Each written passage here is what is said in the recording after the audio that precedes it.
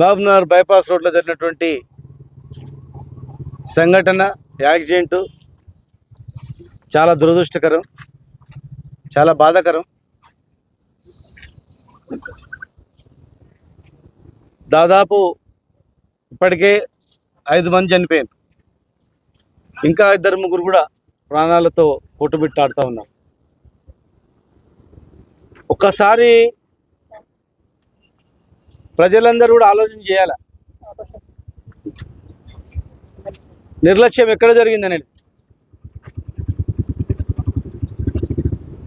ఇంతమంది bike riders ఇంత స్పీడ్గా టౌన్లో తిరుగుతున్నప్పుడు పోలీసు యంత్రాంగం ఉందా లేదా, ట్రాఫిక్ పోలీసు ఉందా లేదా, పోలీసులు ఉన్నారా లేదా, దృష్టి ఉందా దాని మీద?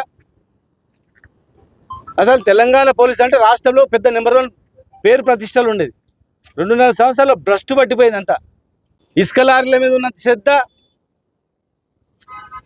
భూముల సెటిల్మెంట్ల మీద ఉన్న శ్రద్ధ, వాళ్ళ మీద వీళ్ళ మీద పడి పీక తినడం తప్ప ప్రజల ప్రాణాలు పోతాయి, ఏం జరుగుతుందనేది కనీసం దృష్టి ఉందా?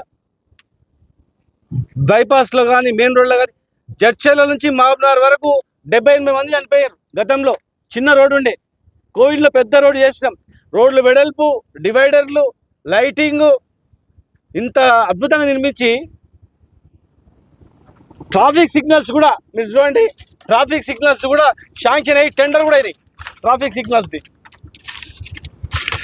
టెండర్ అయిపోయింది, అక్కడక్కడ పోల్లు పెట్టినది అంతే. ఎలక్షన్ కన్నా ముందు స్టార్ట్ చేసినాం, ఆ రోజు ఎంత ఉన్నాయి అట్లే ఉన్నాయి. అవే ట్రాఫిక్ సిగ్నల్స్ ఉండి, బ్లింక్లర్స్ ఉండి, పకడ్బందీగా పోలీస్ వ్యవస్థ పనిచేస్తుంటే, సీసీ కెమెరాలు పెట్టి పనిచేస్తుంటే ఇమ్మీడియట్గా ట్రాక్ చేసేవాళ్ళు, నియంత్రించేవాళ్ళు కదా. ట్రాఫిక్ సిగ్నల్ మీరు ఏర్పాటు చేసి ఉంటే ఇవన్నీ కాకుండా కదా. అదే బైపాస్ రోడ్లో 5,90,00,000తో ఫుట్పాత్ వాకింగ్ ట్రాక్ కూడా శాంక్షన్ అయింది, టెండర్ కూడా అయింది. ఆ వాకింగ్ ట్రాక్ కంప్లీట్ చేసి, ట్రాఫిక్ సిగ్నల్స్ కంప్లీట్ చేసి, కెమెరాలు, సీసీ కెమెరాలు నియంత్రణ పెట్టుకొని ఎప్పటికప్పుడు చూస్తుంటే 5 మంది వాళ్ళు చనిపోయేవాళ్ళు కదా. మరీ ముఖ్యంగా రూరల్ పరిధిలో అయితే మరీ అధ్వానమైనటువంటి పరిస్థితి ఉంది. ఎవడైనా ఇది ఫేస్బుక్లోనో లేకపోతే మీరు పెట్టండి, వాళ్ళ మీద కేసు పెడతారు ఇమీడియట్గా, తప్పవేం లేదు. గొండ్యాల వాగులో ఎంత చెరువు, ఎంత ఇసుక మిలిగింది, ఎక్కడెక్కడ మిలిగి, అది ఎట్లా కొట్టాలి, ఎక్కడ డంప్ చేయాలి, హైదరాబాద్కి ఎక్కడ ముట్టియాలి, మామూలు మత్తులో మునిగిపోయారు. మున్సిపాలిటీ కూడా, మున్సిపల్ కార్పొరేషన్ కూడా బాధ్యత. కమిషనర్ ఏం చేస్తున్నట్ల, ఆర్ఎన్బి వాళ్ళు, కమిషనరు, ట్రాఫిక్ జాయింట్గా కూసుకొని పకడ్బందీ చేయాల. కానీ మున్సిపాలిటీలో ఏం జరుగుతుంది? 10% ఇస్తావా, 5% ఇస్తావా, 6% ఇస్తావా, ఎట్లా 2% ఎట్లా పంచుకోవాలి? కాంట్రాక్టర్లను పీక తినడం తప్ప ఏం లేదు.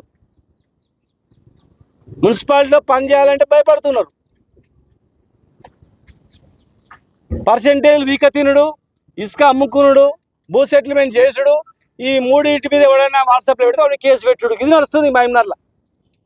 ఒక షాప్ గురించి నామ్స్ ప్రకారము సేఫ్టీ, ఆర్ఎన్బి సేఫ్టీ అథారిటీ వాళ్ళు ఎక్కడ ఓపెన్ చేయాలి, ఎక్కడ ఓపెన్ చేయద్దని వాళ్ళు నిర్ణయిస్తారు. కానీ దుకాణాలకు ఎక్కడ దుకాణం ఉంటే అక్కడ ఓపెన్ చేయరు. ఏదైనా జరిగితే వాళ్ళదే బాధ్యత వహించాల్సి వస్తుంది.